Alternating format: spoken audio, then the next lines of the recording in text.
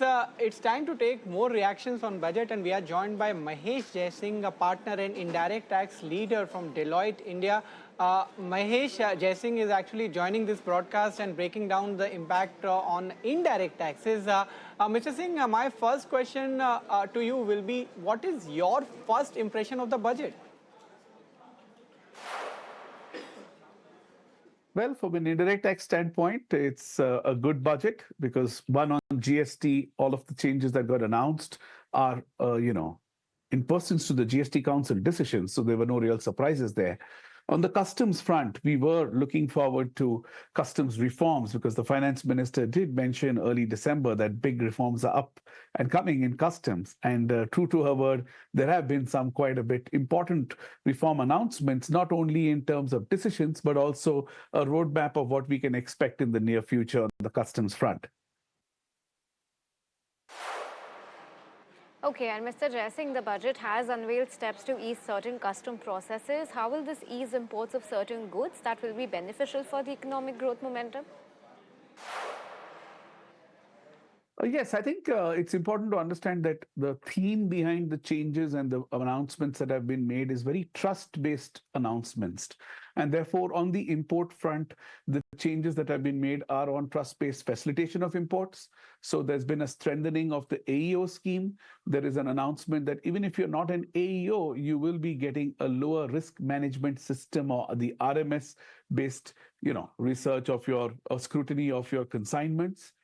So 2, 3 announcements on the import front, and also expeditious export-related simplification has taken place. So both on the import and export front, on the back of good, robust technology and a trust-based system, the announcements that have been made should indeed help our importers and exporters more from an ease of doing business perspective. So, Mr. Jaisingh, overall, do you see a rationalization of custom duty rates for imports? Yes, I think from a customs rate rationalization, there's not been a complete overhaul of rates. I don't even think the industry was expecting that. I think clearly the reliefs that have taken place on the aircraft components to encourage manufacture in India for aircrafts, on the lithium battery space, on the capital goods for those products. So you see a consistent theme on the tariffs where there's more reduction to encourage make in India. So the theme seems to be make in India focus, ease of doing business focus, and more even from a adjudication and administrative process, things like the advanced ruling, getting an extended period. These 3 pillars seem to be what the government seems to be continuing to focus on the customs and trade side. Right, and Mr. Jaisingh, will firms broadly save on import costs due to the reduction in the custom duties, the announcements on those lines that we've heard earlier today? From a cost perspective, cost has 2 things in indirect tax. One is the tariff, the other is non-tariff. So tariff by and large will remain the same, at least from the standard rates. Yes, thanks to all the exciting free trade agreements, we will have certain reductions in tariffs that companies will have to explore on their supply chain front. But what is more interesting to note is companies spend a lot of effort and energy on the non-tariff front, whether on the compliances or on the approvals. It's interesting to note a clear roadmap has been announced for a single window clearance to get certain approvals. For some product will be as soon as April 2026 and the rest over 26 and 27.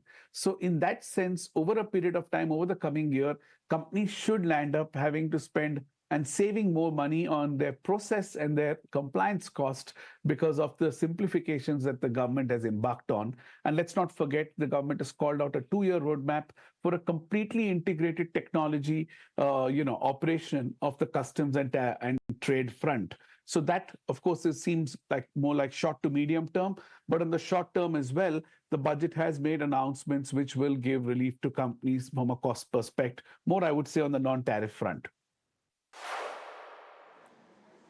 Right. 2 items where custom reductions stand out are aircraft manufacturing and lithium batteries. Will this help sector dependent on them, especially aviation, automotive, and electronics?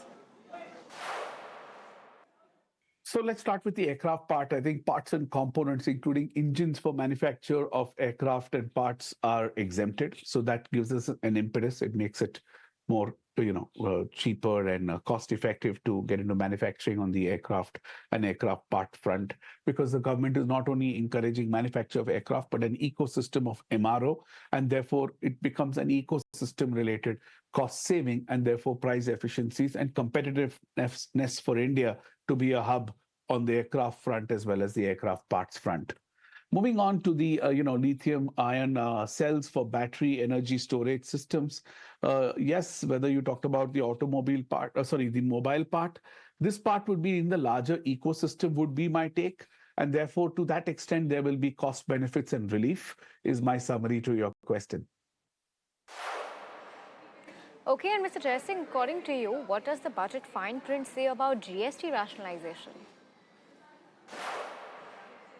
Well, GST intermediary is finally gone. It's been an area which has been, troubling exporters, particularly on the GCC front. So we all know there's been path-breaking announcements on the safe harbor on transfer pricing, which I won't touch upon. But another area is that on their export status, there has been disputes on and off that are you an export, not an export under GST. There was a provision that was called intermediary that was troubling industry. The 56 GST Council approved to delete it. And what we've seen in the budget in the fine print is that it is through. So that's for the GCC sector.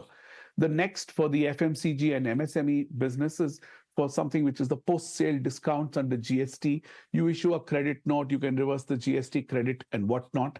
But the provisions were pretty difficult to satisfy under the erstwhile regime. But coupled with the changes made on the technology front, e-invoicing, and the government having a real-time reporting, with that confidence, the announcement was made in the 56th Council meeting that this provision will undergo a change. On looking at the fine print, I'm only delighted that nothing is a surprise there and it's as good as it could get. And this will mean that through the supply chain, the credit that would traditionally get trapped should start coming down. It may not get eliminated completely, but it should come down as long as companies are able to issue a GST credit note.